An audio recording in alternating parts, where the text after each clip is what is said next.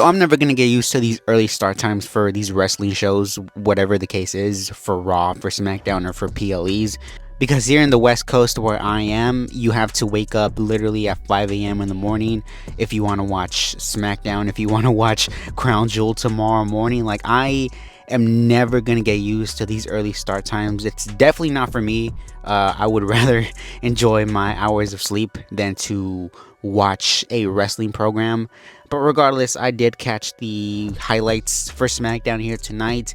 I saw a lot of people giving this show, like, they were praising this show for being a step up. I think people's expectations are relatively low for that, because was this a good show? Yes, this was a good show. Was this the greatest show of all time? No, it was far from it. But I do appreciate the fact that they're doing something at the very least to step it up, because there was a report this past week that WWE management, they're trying to rearrange creative aspects of their team to, because they obviously hear what we're saying as far as how 2025 in general for wrestling just hasn't been such a good year to be a wrestling fan, because it's not bad, but it's not good. It's like, it's just you're in the middle. It's indifference. I don't even know.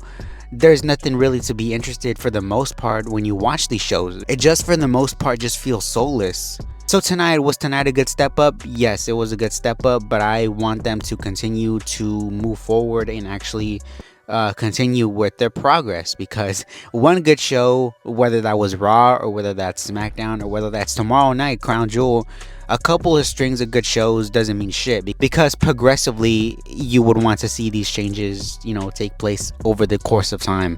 But that's enough of my little tangent there, enough of my little rant, I guess you could say. As far as, like I said here, of this episode of SmackDown, we had the MFTs. Tama Tonga made his return, so obviously we have the Sami Zayn Open Challenge here. This has been an ongoing thing for the past, I guess, 6 or 7 weeks. I'm not really sure when this started, probably post SummerSlam. This has been the greatest thing on SmackDown in the last few weeks. Sami Zayn is literally carrying that brand on his fucking shoulders. And tonight the challenge was answered by Shinsuke Nakamura. Shinsuke Nakamura, they bring him back, and then they, let him have like 6, 7, 8, 9 months off, and then they bring him back once again. They brought him back with his own entrance music, and I just kind of wished, at the very least, like, seeing Sami and Shinsuke here in the same ring. Obviously, it reminded me of 2016, of that Texas show in NXT, where I was just like, damn, bro, what happened to Shinsuke Nakamura on the main roster?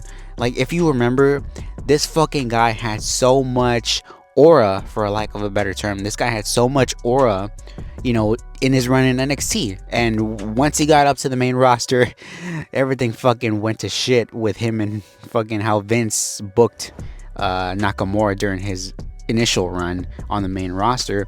But here, this match was pretty good. It was, like I said, interrupted by the MFTs, by Tama Tonga. He came out wearing this face paint, which I was told was some sort of nod to their days in Japan, the Gorillas of Destiny. And it seems like now the MFTs are going to be going after the tag team championships against the WYATT 6, because the WYATT 6 had a match here against the Street Profits, and after they retained, the MFTs came out here and confronted them with Solo Sikoa there.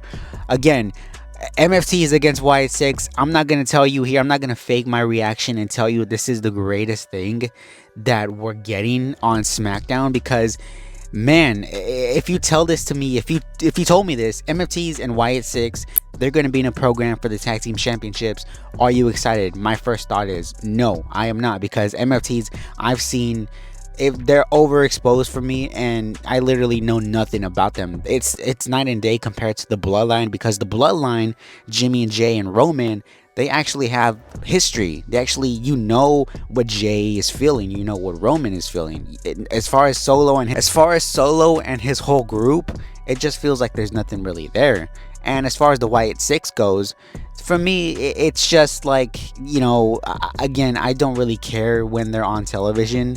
They give me no reason to, frankly. And as far as this goes, as far as this whole program, don't put it past them that they're going to put the titles back on the MFTs. We had Jacob Fatu and Drew McIntyre. They were backstage brawling all around the backstage area. Fatu walked up to Cody Rhodes and told him that after Crown Jewel, he wanted to have first crack at the WWE Championship, and then Drew McIntyre attacked him. I think they're doing a match next week.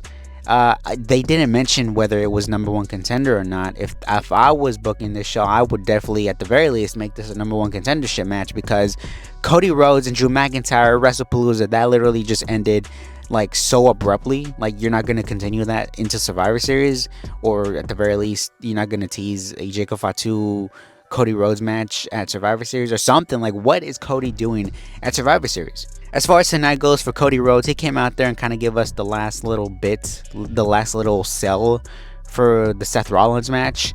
To be honest, I like Cody's promos, but sometimes when he has nothing really to say, it feels like he kind of goes on about just whatever he wants.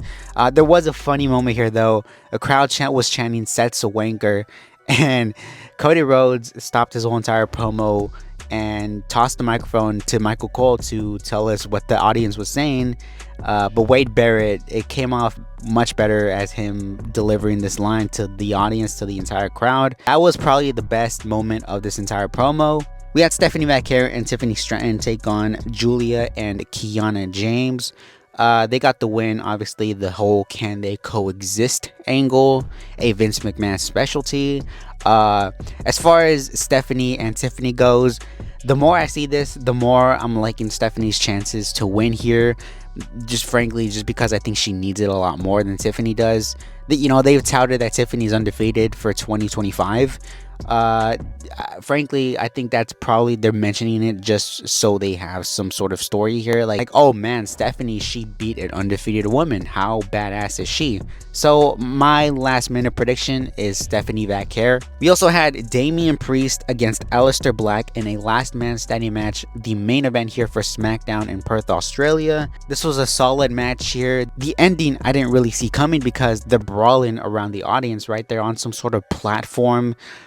Damian Priest is begging Aleister Black to get up so he could put him down and end the match, but out comes Zelina Vega and pleads with Damian Priest to stop this, to have some mercy, because obviously, if you don't know, if you're living under a rock, Zelina Vega and Aleister Black are, I think, married. And then Damian Priest says, nah, fuck this. He goes and he tries to, I guess, chokeslam Aleister Black or whatever he was going to do to him, but Aleister brings out like this fucking fireball and chucks it at Damian Priest's face. Damian Priest is temporarily, blinded, and then Aleister Black delivers the Black Mass, and then Damian Priest goes falling from this platform onto, I would assume, a pair of tables, and he doesn't answer the count, and Aleister Black gets the win over Damian Priest.